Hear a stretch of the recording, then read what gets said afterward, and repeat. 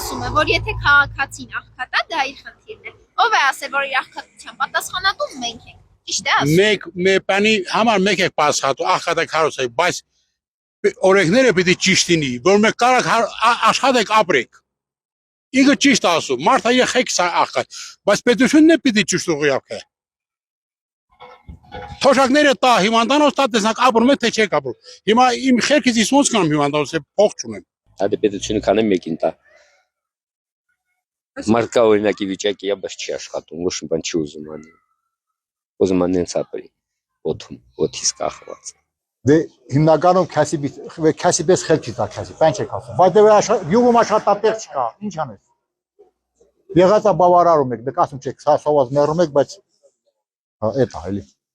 Պետությունը պետք է հարուստ լինի, որ իր ժողովրդին կարա նորմալ մատակարարի, ոնց որ մարդու ընտանիքն է, եթե մարդու ընտանիք հարուստայնում, երեխան նորմալ ապրում, եթե քասի բանում երեխան վատ է սնում, վատ է ապրում, նույն բանն է, էլի, կամ տունը կամ